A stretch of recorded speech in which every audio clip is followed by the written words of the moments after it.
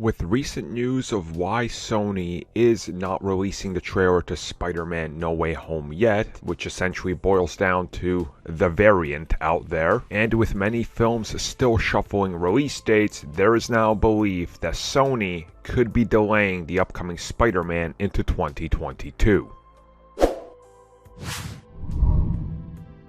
So it has now been just about 2 weeks that Black Widow has been out, and its global box office take is $258 million.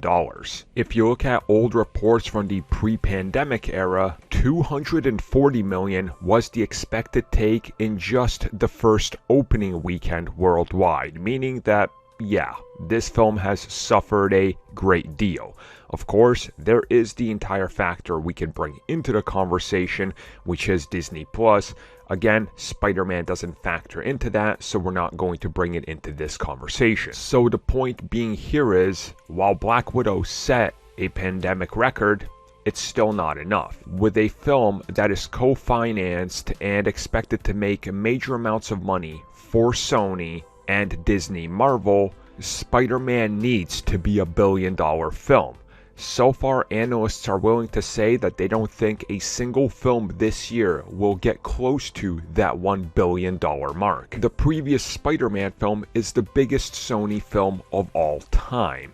So there is a lot riding high on this one, especially after the fallout that happened between Disney and Sony over the character, which now has a financial stake in from Disney's side. They want this film to be a huge success as well because it dictates the future of the character's existence in the MCU. So this now brings us back to talking about the potential delay, and is there a possibility that it still lands this December?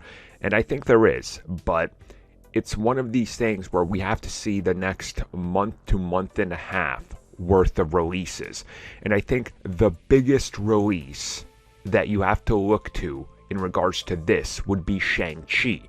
Now, Shang-Chi is early September, which also means it's about 2 weeks before Venom Let There Be Carnage, another big Sony standalone release that doesn't factor in Disney financially, that everything rides on.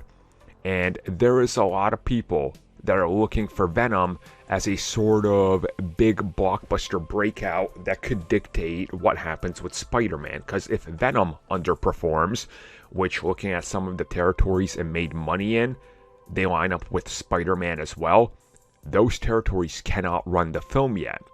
So you guys understand the problem I'm trying to explain here. Many locations where these movies would be coming out normally are still not back to normal, meaning that giant financial chunks, in some instances double digits of the complete box office take, are not yet fully up and operational, and might not be because of the variant. So this is all sort of compounding into one problem. And this goes hand in hand with the video I just made talking about the fact that Sony and Disney are waiting to see what happens before they drop a trailer, because you don't want to drop a trailer saying it's coming December 17th and then you got to delay it into next year. And like everybody else, they're still very fluid with their release dates and how they're flowing between them, because things aren't set in stone yet. And over the next couple weeks, we're really going to see what happens and what happens with some of these territories.